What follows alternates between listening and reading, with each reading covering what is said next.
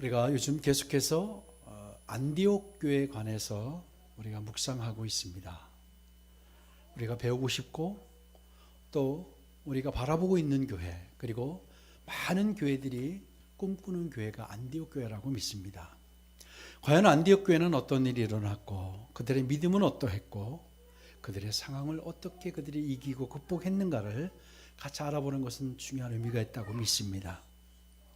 여러분, 안디옥 교회는 유력 가문 출신의 정통파 유대인인 바나바와, 그리고 흑인 노예 출신의 시므온, 또 평범했던 이방인 루기오, 그리고 누구에게도 환영받지 못하는 매국노였던 마나인, 교회를 무참히 짓밟았던 바울이 바로 지도자로 서 있고 그 지도자로 섬겼던 교회가 안디옥 교회입니다. 여러분, 이 사람들의 조합을 한번 생각해 보세요. 어디에도 찾아볼 수 없는 조합일 겁니다. 어떻게 봐도 이 모임은, 이 리더들은 이질적인 공동체가 또 아닐 수 없습니다. 그런데 이들이 모두 예수 그리스도 안에서 한데 어우러졌다는 거예요. 한데 하나가 되어서 아름다운 교회 공동체를 세웠다라는 겁니다. 이처럼 각양각색의 다양한 사람들이 모여서 바로 안디옥 교회를 세웠다라는 겁니다. 무엇보다 이렇게 독특하고 특별한 사람들을 지도자로 세우고 따랐다는 것, 그런 면에서 보면 안디옥 교회가 대단하다고 생각합니다. 그렇죠? 이런 여러 사람들을 지도자로 세웠어요. 이 얘기는 바로 안디옥 교회 교인들이 교만에 빠지거나 또 자만에 빠지거나 또 그들이 편견을 깼다라는 거예요. 교만에 빠지지도 않고 자만에 빠지지도 않고 편견을 깬 사람들이었다는 의미입니다. 여기 안디옥 교회 교인들이 금식하며 기도하는 또한 진정한 그리스도인이었다는 사실을 성경은 밝히고 있습니다. 2절을 다시 한번 보실까요? 2절이요. 같이 읽읍시다. 주를 섬겨 금식할 때에 성령이 이르시되 내가 불러 시키는 일을 위하여 바나바와 사울을 따로 세우라 하시니. 아멘. 안디옥 교회가 금식을 했어요. 여러분들도 금식을 해본 적이 있으실 겁니다. 근데 안디옥 교회가 했던 금식 기도는 자신들의 절박한 문제를 위해서 했던 금식 기도가 아니었어요. 그들의 기도는 교회가 무엇을 해야 되는가, 우리 교회가 무엇을 해야 하는가에 대해서 그들이 금식을 했습니다. 즉 하나님께서 무엇을 원하시는지를 알았기 때문에 가능한 일이었어요. 이런 안디옥 교회였기 때문에 하나님께서 드디어 일을 시키려 하십니다. 바로 하나님께서 사용하시고 쓰셨던 많은 사람들은 다 이런 부류의 사람들이었습니다.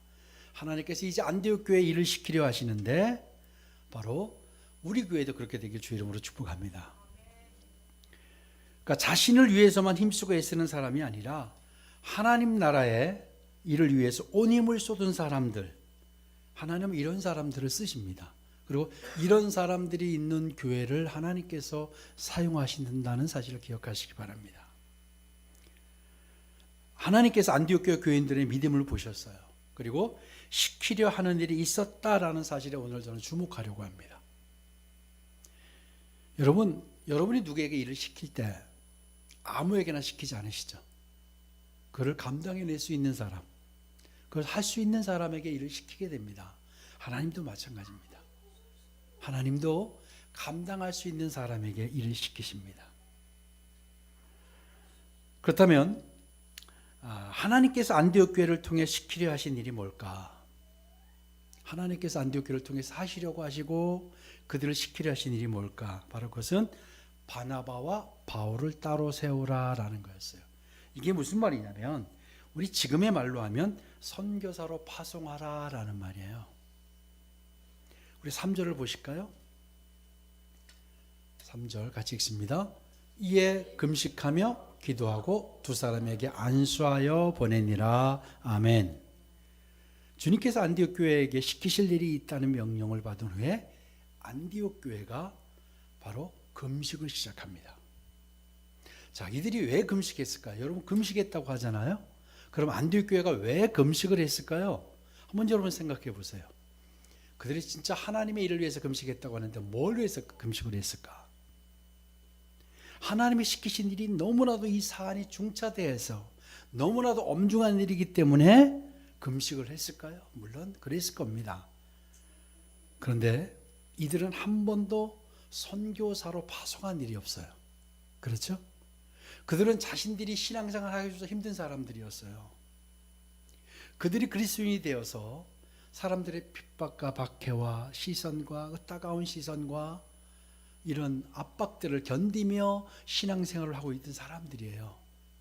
사실은 이제 그들 자신이 신앙생활하는 것도 실제로 버거웠던 사람들이에요. 그런데 그들이 선교사로 누구를 보낸다? 한 번도 생각해 보지 않았던 일입니다. 그렇겠죠? 그들이 복음을 받은 후에 선교사로 가야 한다는 사실을 몰랐을 거예요.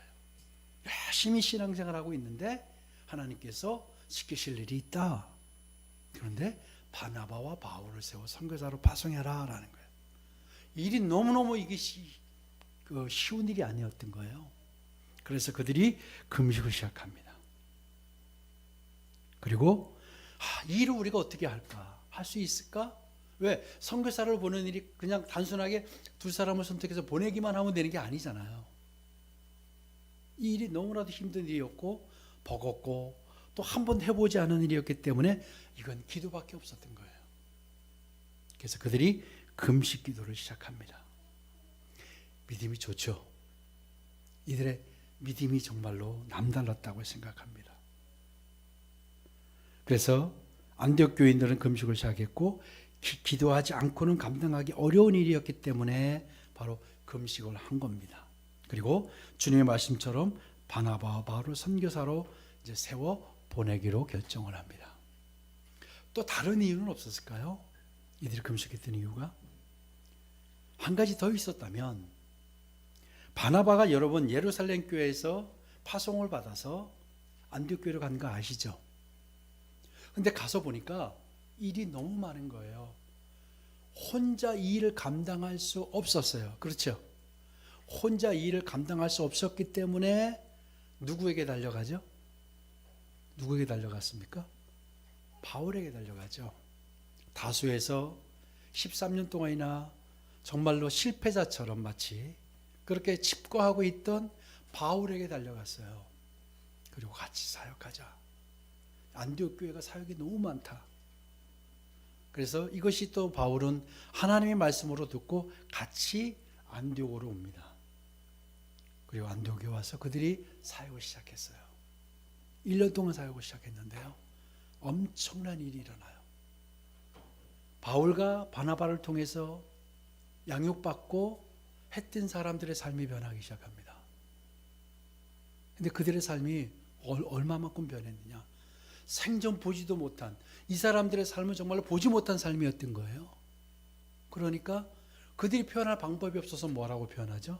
저 사람은 그리스도인이다. 역사상 기독교 역사에서 처음으로 바울과 바나바의 사역으로 인해서 안디옥 교회 교인들이 그리스도인이라고 하는 칭호를 듣게 됩니다. 엄청난 일을 바울과 바나바가 합니다. 자, 그렇다고 한다면 바울과 바나바의 리더십이 정말로 보통이 아니었습니다. 대단한 리더십을 가지고 있었고 능력이 있는 목회자였어요. 자, 그런데 하나님께서 뭐라고 하세요? 그 많은 목회자들 중에 가장 강력하게 사역을 하고 있던 바나바와 바울을 보내라는 거예요. 여러분 한번 생각해 보세요. 교회 사역자들이 여럿이 있는데 가장 출중한 사람이 바로 두 사람이었을 거예요. 왜? 그들 때문에 그리스도인이라는 칭호를 듣게 되었잖아요. 그런데 하나님께서 이 둘을 집어서 보내라는 거예요. 갈등이 없었을까요? 엄청난 갈등이 있었을 거예요. 아니 왜 두 사람을 보내야 되지? 다른 사람 보내면 안 되나? 아마 이런 얘기는 하지 않았을까요? 이들이 이것을 해결할 수 있는 방법이 없는 거예요. 그래서 그들이 금식을 합니다. 바울과 바나바를 보내야 되는데 우리 교회는 어떻게 하죠? 아마 이런 이야기들이 많이 난무했을 거예요. 그러니 이거를 해결할 이 갈등이나 성경에서 갈등이라고 얘기하지 않았지만 생각해 보시라는 거예요. 이 능력 있는 지도자들을 보내야 되니까 교회가 얼마나 혼란스러웠겠습니까? 그래서 그들이 기도를 시작한 거예요. 이걸 금식으로 하지 않고는 이거를 해결할 이 갈등과 이런 것들을 또 해결할 방법이 없었을 것 같아요.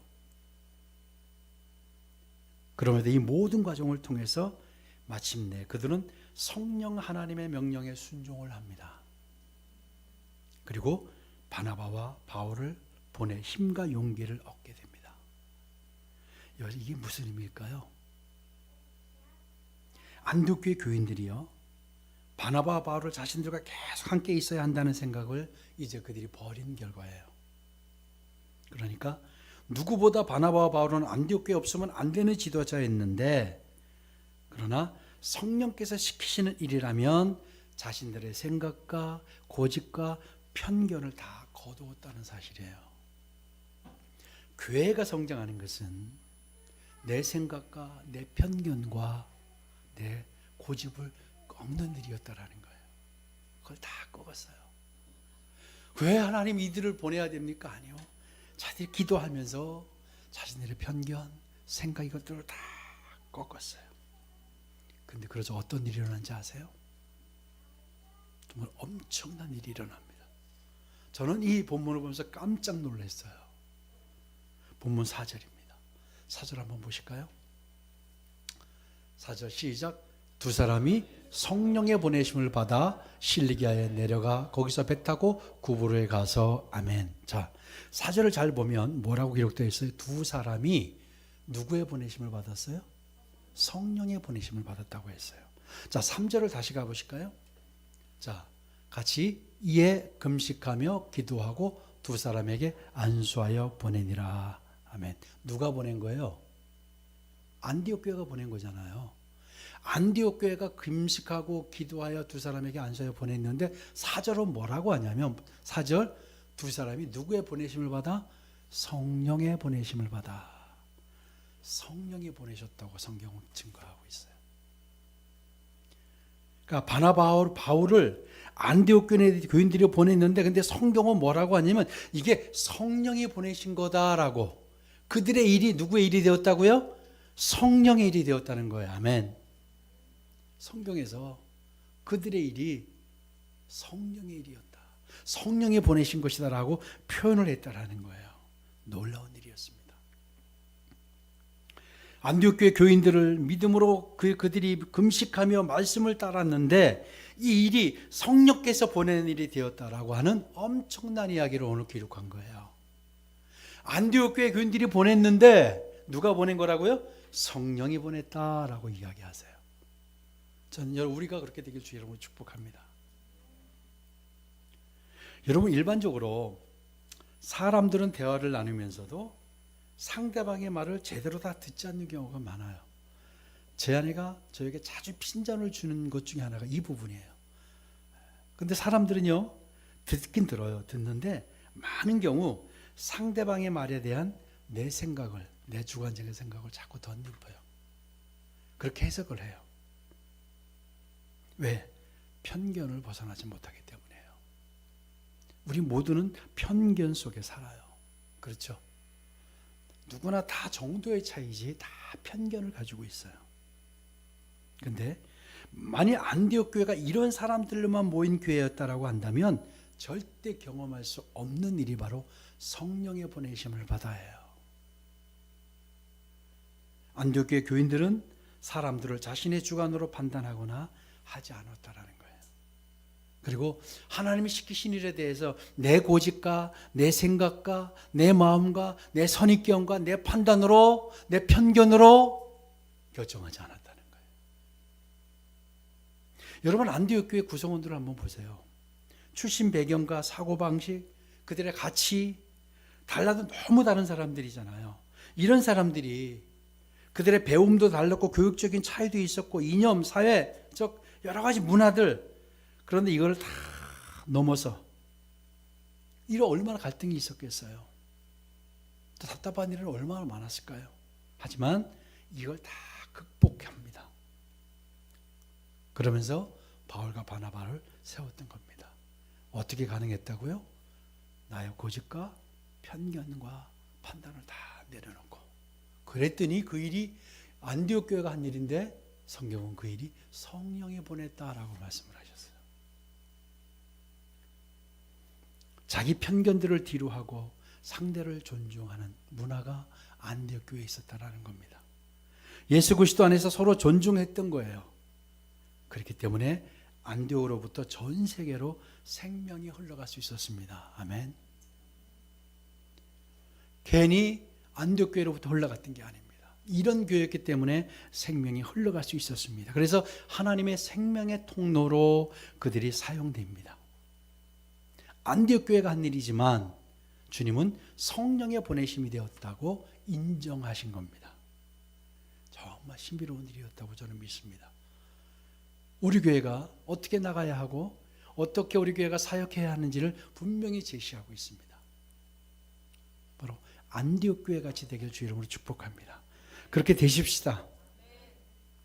드디어 성령 하나님께서요, 바울과 바나바와 또 그들의 수행원이었던 마가라는 요한과 같이 이제 더해서 당신의 사랑과 생명이 교회 울타리를 넘게 하십니다.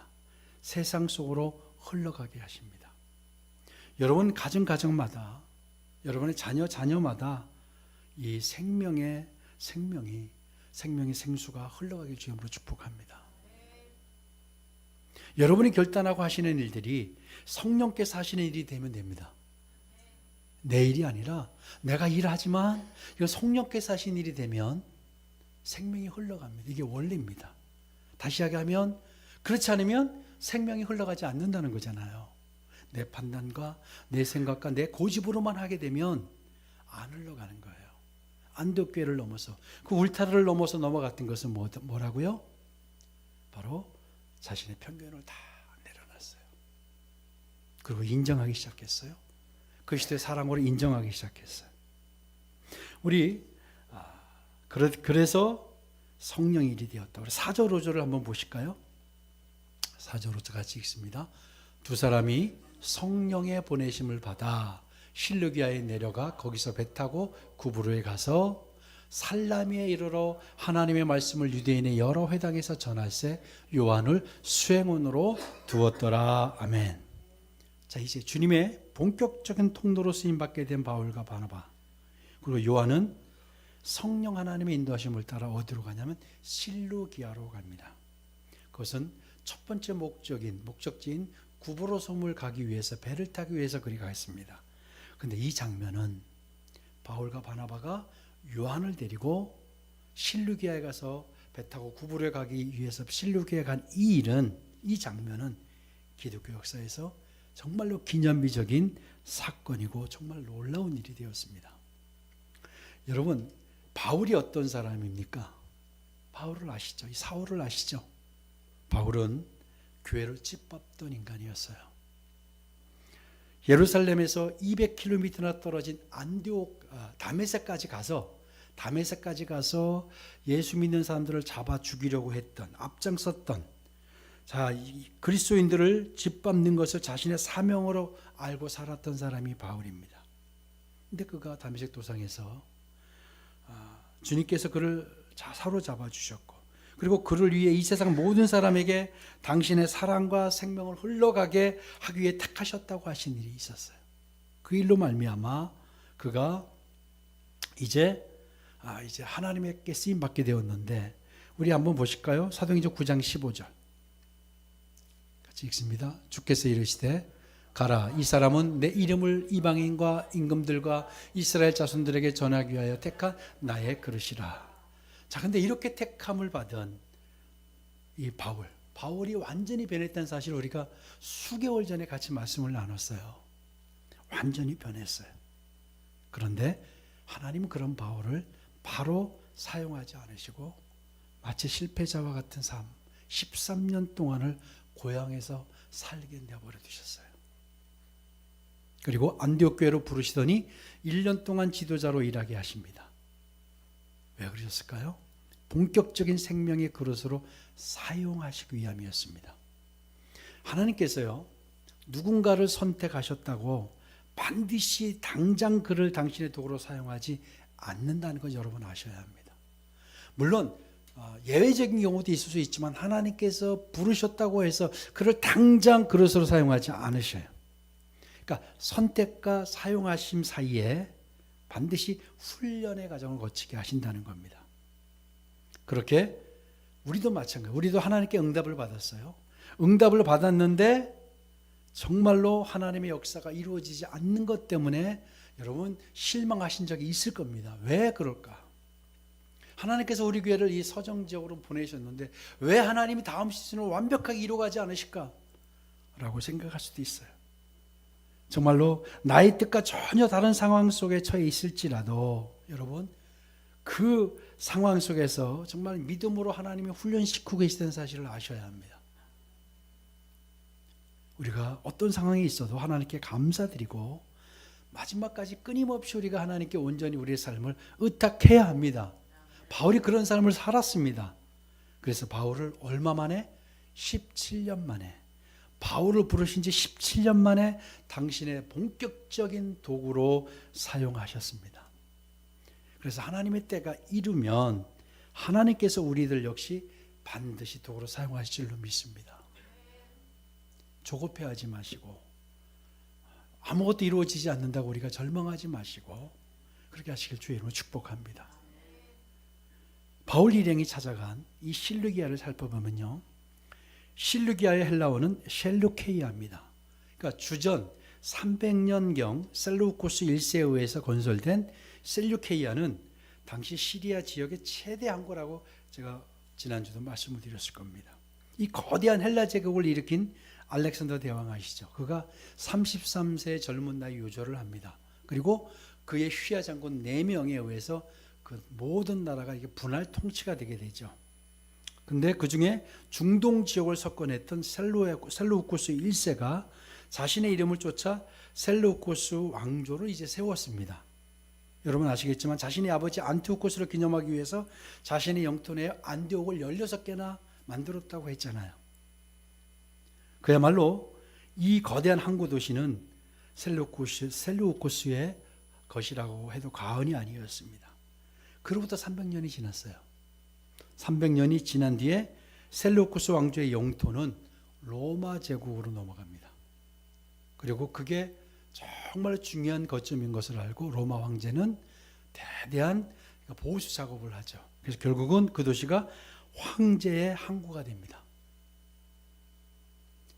그러니까 셀루케이아는 그 정도로 중요하고 거대한 항구였어요. 근데 그 거대한 역사적인 일이 있었던 이 거대한 항구에 아무도 알아주지 않는 바울과 바나바 그리고 요한이 셀루케이아에 나타납니다. 그리고 거기서 배를 타고 구브로 섬으로 가려고 합니다.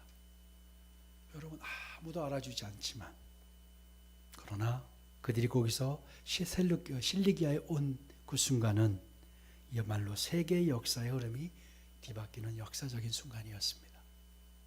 누구도 알지 못했던 이 세 사람, 이 세 사람의 헌신, 이 세 사람의 순종은 인류 역사를 뒤바꿔 놨습니다. 사실 이 출항은 세상을 뒤바꿔 놓는 일이 되었습니다. 그래서 오늘 우리가 하나님 앞에 예배할 수 있는 자리에 오게 되었던 겁니다. 아멘. 이 모든 일이 가능했던 것이 뭘까요? 안디옥 교회 교인들의 믿음이었습니다. 그들의 기도와 열정은 누구의 일이 되었다고요? 성령의 일이 되었습니다. 오늘 우리 교회가 부흥을 꿈꾸고 있어요. 우리 믿음의 성숙을 소망하고 있어요. 그렇다면 우리가 무엇을 해야 하는지 또 어떻게 생각하고 어떤 믿음으로 달려가야 하는지를 우리에게 정확히 알려주고 있습니다. 그들은 그들 앞에 있는 문제 앞에 기도밖에 답이 없다고 생각했고 그리고 금식 기도를 했고 자신들의 생각과 고집과 편견을 다 내려놓고 그래서 하나님이 시키신 일을 했더니 성경은 그 일이 뭐라고요?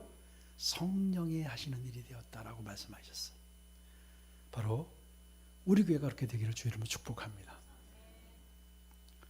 그리고 역사를 바꾸는, 이 지역의 연계를 바꾸고 역사를 바꾸는 일이 되기를 주의 이름으로 축복합니다. 우리 마지막으로 히브리서 11장 6절부터 11절을 같이 한번 보겠습니다. 그리고 말씀을 마치려고 합니다. 같이 한번 읽을까요? 천천히. 믿음이 없이는 하나님을 기쁘시게 하지 못하나니 하나님께 나아가는 자는 반드시 그가 계신 것과 또한 그가 자기를 찾는 자들에게 상 주시는 이심을 믿어야 할지니라. 믿음으로 노아는 아직 보이지 않는 일에 경고하심을 받아 경외함으로 방주를 준비하여 그 집을 구원하였으니 이로 말미암아 세상을 정지하고 믿음을 따른 의의 상속자가 되었느니라.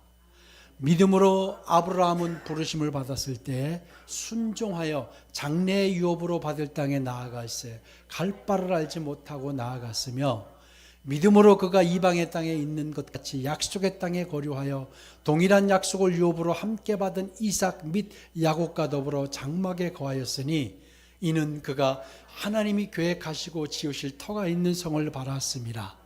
믿음으로 사라 자신도 나이가 많아 단산하였으나 잉태할 수 있는 힘을 얻었으니 이는 약속하신 일을 믿으신 줄 알았음이라. 아멘.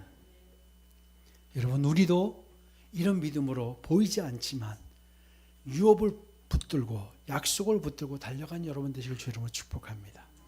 그리고 우리가 어떻게 일해야 하는지를 성경으로 우리가 오늘 말씀하셨어요. 여러분 가슴에 새기셨으면 좋겠어요.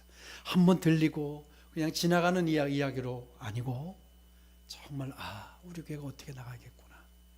이제 하나님이 우리의 때를 어떻게 활용하시는구나.